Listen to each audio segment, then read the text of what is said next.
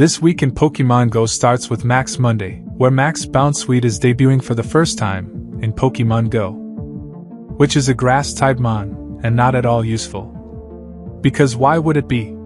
G-Max Venusaur and Rillaboom are a thing. Also, even if Serena, its final evolution, uses Fairy-type Max move from its move pool other than grass, even then, we already have much better Fairy-type Max mons in the form of Hatterene. But still, you could grind it for XP, since XP's celebration event will still be ongoing.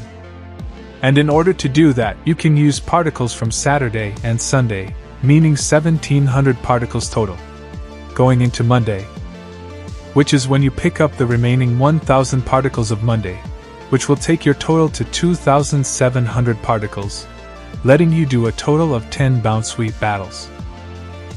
And just like every Max Monday, this will also be a great time to farm decent amounts of XP, where one 1-star D-Max battle gives a total of 26,000 XP on a lucky egg, and a total of 250,000 XP just from this 1 hour Max Monday. Also, in order to farm the most amount of candies and candy excels for Bounsweet, Mega evolved the following mons.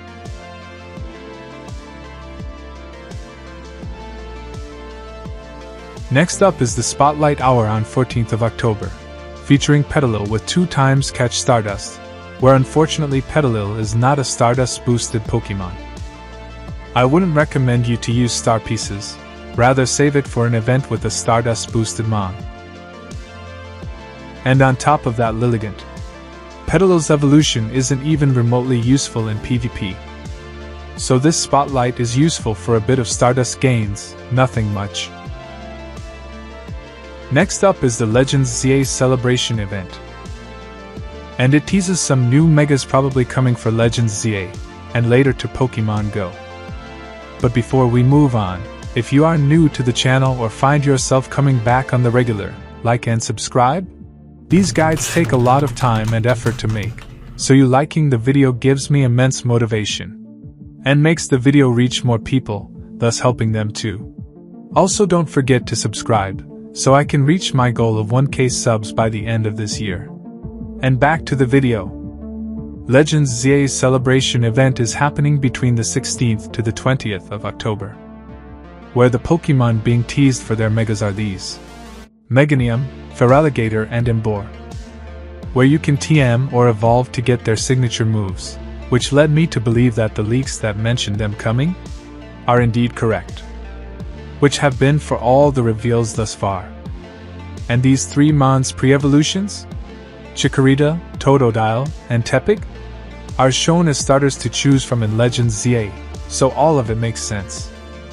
Which is why these 3 mons will be available in a branching timed research to choose from during the event, which will also grant you some XP, Poffins, and a special background on the mon of your choice, with the chosen mon appearing more frequently on daily adventure incense.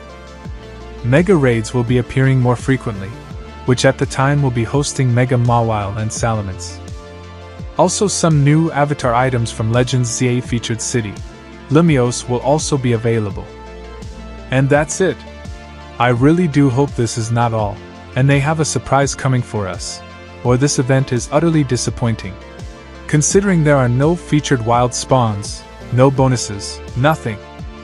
Even though this event is bad for now, at least Mega Rayquaza Raid Day is great news, happening on the 18th of October, from 2 to 5 p.m. local time, with all of the typical bonuses you get in a raid day.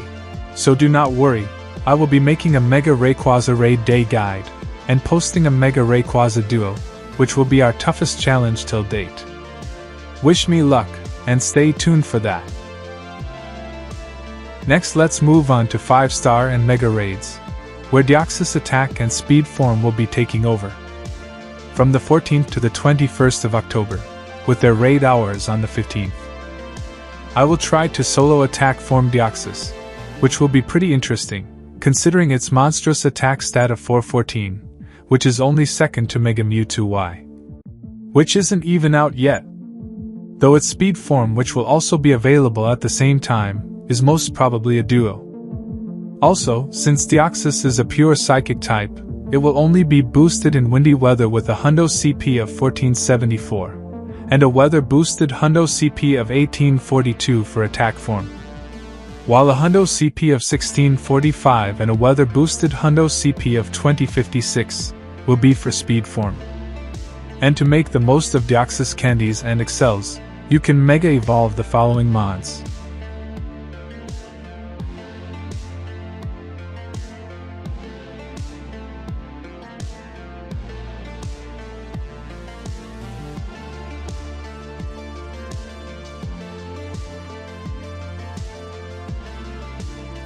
These will be the top counters for both Deoxys attack and speed form.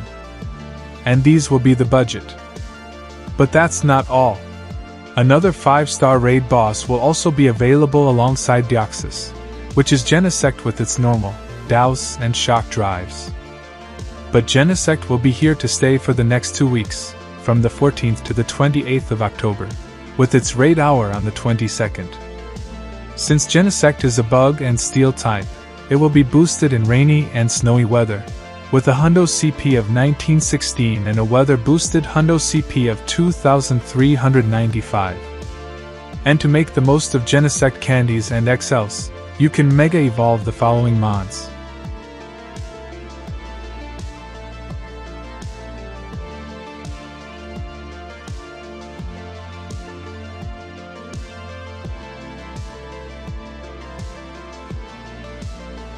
Genesect should be an easy solo, due to its double weakness to fire.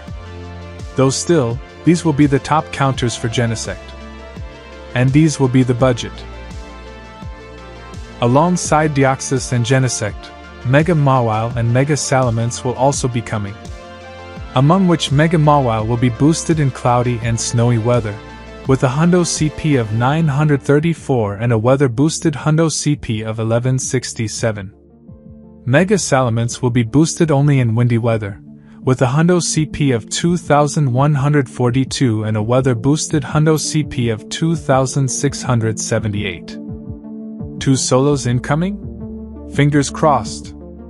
And at the very last, Shadow Latias is the 5-star Shadow Raid boss currently sneaked into all weekends across October, boosted only in windy weather with a Hundo CP of 2006 and a weather-boosted Hundo CP of 2507. These will be the top counters for Shadow Latias. And these are the budget.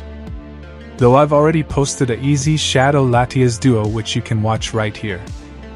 And at the very last, these will be the research breakthrough mons you can get at the end of every week. Festival of Lights is also coming back to Pokemon Go this week, and with it, both of these extremely rare costume Pikachus, but exclusive to India.